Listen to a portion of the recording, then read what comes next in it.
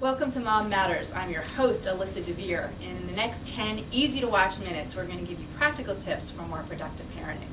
Today's topic is video game violence and what every parent needs to know about the good, the bad, and everything in between. And joining us today is Dr. Cheryl Olson. She is the co-director for the Center of Mental Health and Media in the Department of Psychiatry at Massachusetts General Hospital. She also teaches in the Department of Psychiatry at Harvard Medical School. She was the principal investigator for a very important study that we're going to talk about during this interview. And her new book, she's the co-author of Grand Theft Childhood, The Surprising Truth About Violent Video Games and What Parents Can Do. Thanks for joining us today. My pleasure. Let's talk about this research study because it was very large and you found some fascinating results out of it. Thank you.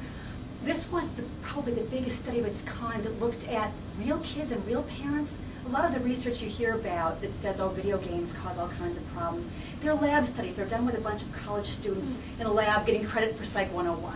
So we thought it was important to talk to real people. We did surveys of parents and middle school kids, 12 to 14 years old, and we also did focus groups with parents and teens who played violent video games.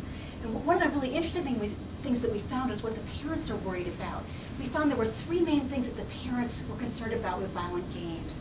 And the first of all wasn't violence, it was actually the time the kids spent playing games. You know, are they going to get their homework done? Are they going to do their chores? Need to get themselves, get outside once in a while. Right. The second thing was a concern about social life.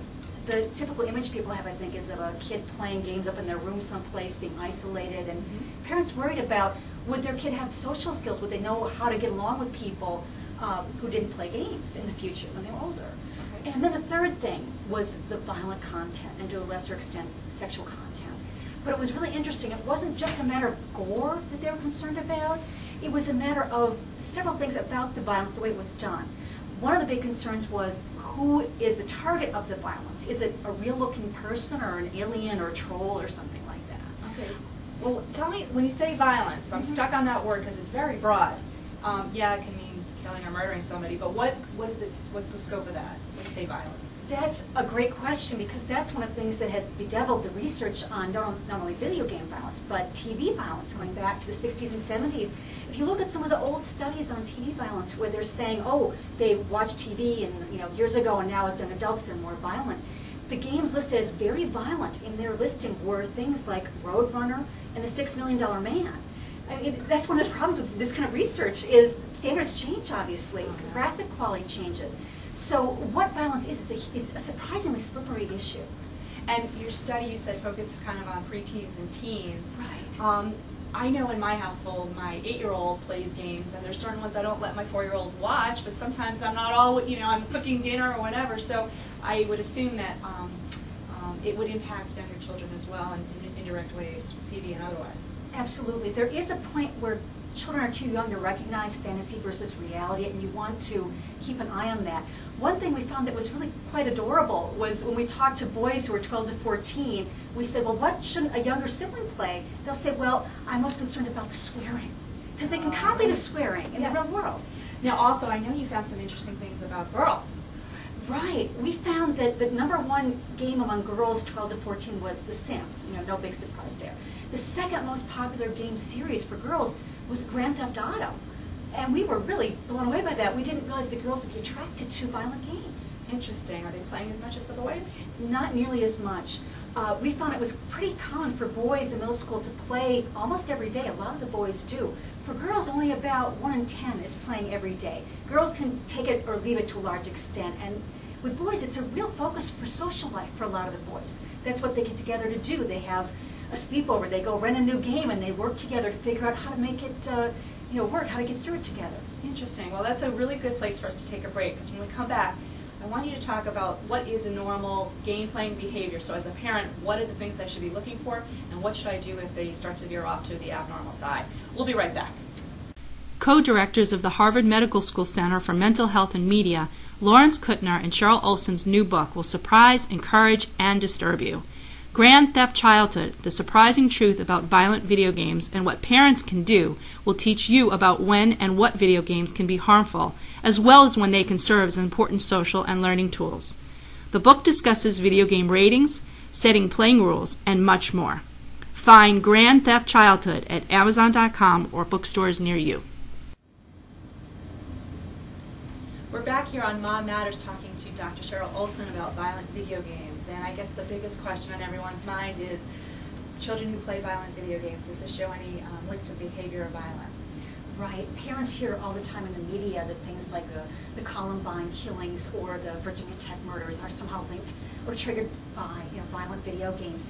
And the evidence just isn't there. So you can relax a little bit about the big, scary things. The Secret Service, the FBI, others have done reports looking at, is there a pattern to these school shootings? Is there a link to violent media? And they have found nothing that suggests that. These kids have a lot of other problems.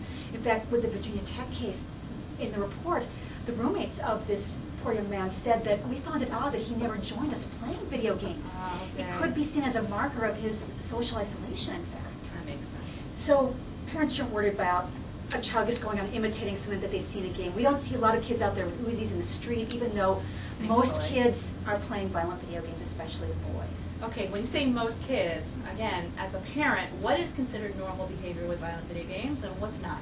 That's a really important question. That's one of the things we try to look at in our research is what are they doing? Because you can't tell by the sales figures, who knows who's buying it. We found that for middle school boys, playing video games is normal. It's something that they orient their social lives around to a large extent. Okay. And if you as a parent walk into your child's bedroom or the den and you see them with a game like Grand Theft Auto, don't freak out because it's normal. Even if you don't have those games at home and you think you're keeping your kid away from them, they're playing them someplace, trust me. But that doesn't mean that they're going to be hurt by them necessarily. One of the things we found the kids like about these games is that they're so unlike real life.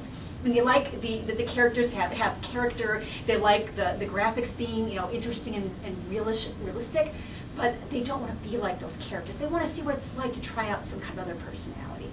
So don't worry about that. What are markers of possible problems, things that are not normal, is if a child plays video games alone almost all the time. Sometimes it's fine, but they're always alone. That's a problem, possibly. If girls are playing video games every day, especially violent games every day, that's unusual. You might want to look at what's going on there. Okay. You also want to look at how is your child using those games. A lot of kids told us that they used violent games as a way to get stress out at the end of a day, get anger out. So if you see that your child is more relaxed after playing a violent game, maybe that's okay. If your child's more agitated or angry, and that happens more than occasionally, that's a little unusual, and you might want to check that out. Right. The final concern is, are kids addicted to this? I mean, if they're enjoying it, if they're doing it a lot, well, is it more than they would be playing baseball or chess or something that you'd think was a more approved activity?